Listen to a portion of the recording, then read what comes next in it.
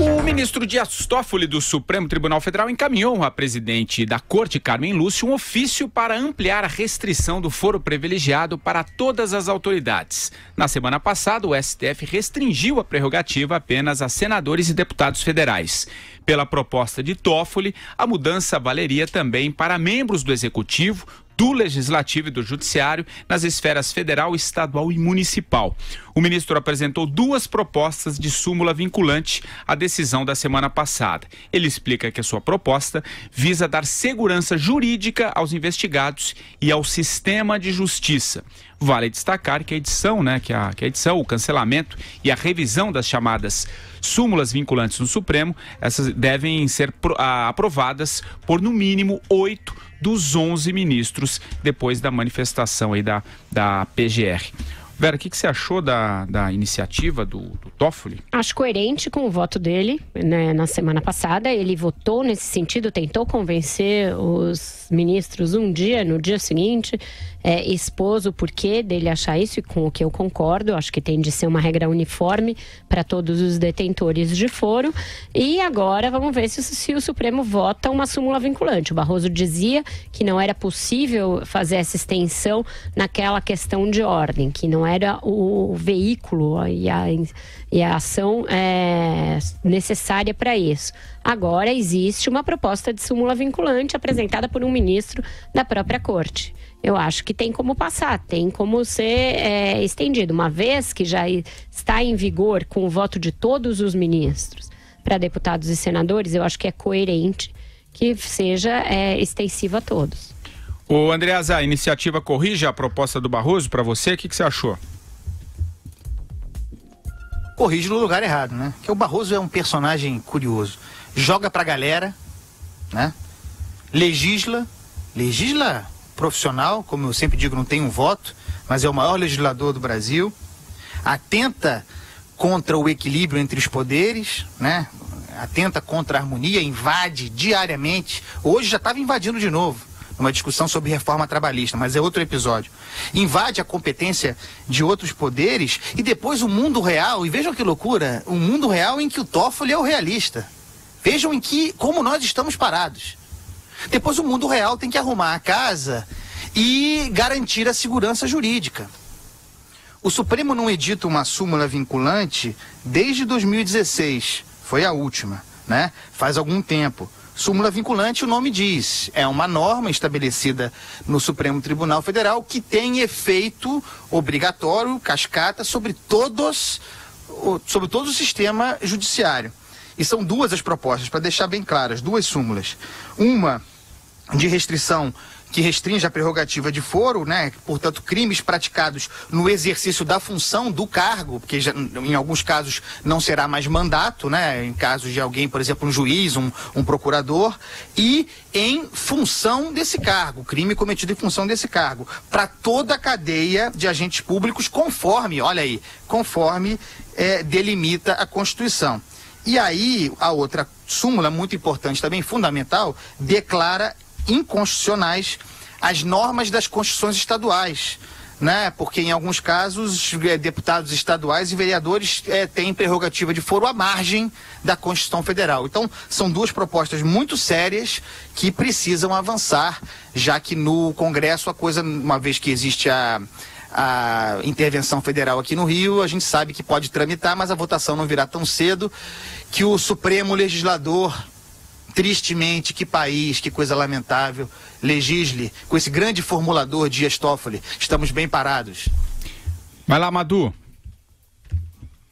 Pois é, o que me causou espécie, né? O que me causou estranheza foi justamente esse tipo de medida ter vindo do ministro Dias Toffoli, né? Que normalmente tem opiniões diametralmente opostas àquelas que eu julgo que sejam de interesse nacional. Me parece, né? Salvo qualquer outra interpretação ou qualquer coisa que eu não esteja enxergando, que essas súmulas vinculantes são de interesse da sociedade, são coisas importantes. Eu acho que quanto mais restritivo for privilegiado, melhor, né? Quanto mais bem explicadinho quem se enquadra, como se enquadra, de que forma, melhor. Agora, vindo da onde veio, eu fico procurando onde é que está aí escondido, que tem alguma coisa debaixo desse angu que eu não consigo perceber. De repente, a minha colega Vera Magalhães, mais uma vez, com a sua lupa, vai me dizer, porque como é que você explica o Dias Toffoli? Eu acho que nesse aspecto ele está sendo coerente, gente. Ele não precisa responder pelo conjunto da obra a cada voto, nenhum de nós, aliás, né? Apesar do que o Andreas acabou de dizer, né, apesar dessa questão não poder avançar na Câmara por conta da intervenção federal lá no Rio de Janeiro, a Câmara instalou hoje a comissão especial, né, para discutir a PEC que restringe aí o foro privilegiado. Em uma votação secreta, o deputado Diogo Garcia, do Podemos do Paraná, foi eleito com 16 votos para presidir os trabalhos. Para ser o relator, Garcia designou o deputado Efraim Filho, do DEM da Paraíba. E no seu primeiro discurso como relator, o Efraim disse que o Supremo lançou luz sobre a questão do foro, mas que o parlamento dará uma resposta para complementar, aperfeiçoar e avançar no tema. Resposta tardia do Legislativo, Andreasa? É tardia, porque parece oportunista, né, Patrick Santos? Parece que é uma resposta, e de fato é, no final das contas, sejamos sinceros, né? Uma resposta ao Supremo que legisla. E numa situação em que o Congresso está muito fraco, muito enfraquecido, inclusive em função do avanço de outros poderes sobre as suas funções. E sem poder votar emendas constitucionais. Que é disso que se trata. Então, o projeto vai tramitar, as comissões correrão, tudo ficará bonitinho, na melhor das hipóteses, em condições de ser votado, mas não será. Então, você tem um Congresso, em função da intervenção federal, uns consideram mais ou menos importantes, mas um Congresso paralisado para a matéria constitucional, tendo contra si, e a preposição é essa, tendo contra si um Supremo, que para mim, claramente na figura do ministro Roberto Barroso, legisla loucamente. É isso, é tudo muito degradante. Não é bonito o cenário de equilíbrio entre poderes no Brasil nesse momento. Vera. Pois é, realmente a gente vive um momento de uma certa crispação institucional e os poderes ainda tentando se ajustar a esse novo tempo, a essa nova realidade, às novas cobranças que há aí. Porém, a intervenção no Rio ainda não surtiu o efeito que ela precisava surtir, nenhum.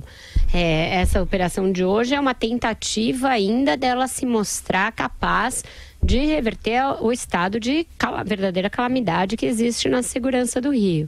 Se nós dissemos, e nós dissemos aqui no momento inicial, que a intervenção se justificava, dado o caráter emergencial da situação no Rio, com o crime organizado sobrepujando os aparelhos de Estado, eu acho que essa operação de hoje guarda uma certa coerência com o que foi feito. É necessária. Vamos ver se a intervenção vai se mostrar ainda benéfica até o fim do ano, que é o prazo que ela tem. Por hora, ela está enxugando gelo e está sendo diariamente ameaçada e desafiada pelo crime, que tem feito ações para mostrar que está mais forte do que nunca. E a gente vai falar daqui a pouquinho, depois da nossa parada, sobre a questão do Rio de Janeiro, mas o que você achou da proposta tentando avançar aí no Congresso, Madu? As minhas fontes do Legislativo, ouvindo elas em separado, mas juntando as pontas, o meu sentimento é o seguinte: o Legislativo, até por conta dessa intervenção federal do Rio de Janeiro, você não poder votar nenhuma reforma constitucional nem nada, ele está indo para o ponto morto. Na verdade, a Câmara, os deputados só pensam naquilo, os senadores também, ou seja, a Copa do Mundo e depois a campanha que vai começar assim que terminar a Copa do Mundo, né? Eles já estão, aliás, totalmente devotados, né, a esta atividade. Com a relação, inclusive, à operação, eu queria um detalhe importante que eu queria falar, e interessantíssimo.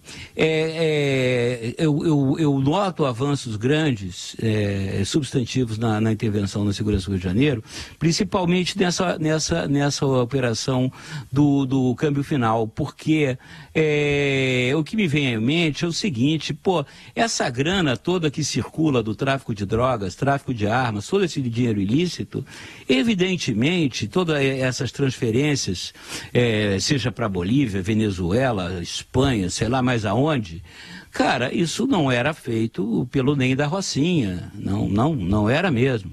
Né? Isso evidentemente passava pelos grandes doleiros, grandes operadores. Eu acho que essa última operação, essa operação específica anterior de hoje, ela teve mais que o objetivo de ser uma continuação da Lava Jato, teve um objetivo primordial de quebrar, talvez, a espinha dorsal financeira do fluxo de capitais, do fluxo de grana, do dinheiro sujo, do tráfico. Eu estou vendo aí, estou querendo esperar um pouco mais, mas os efeitos a gente vai sentir, pessoal. Porque esses doleiros, evidentemente, não iam perder essa fatia grande, né, do mercado e praticamente contínua de transferência de dinheiro para o exterior de forma ilícita. Eu acho que essa operação aí, ela requer, ela clama por mais atenção. E é curioso, né? O Dario Messer continua desaparecido.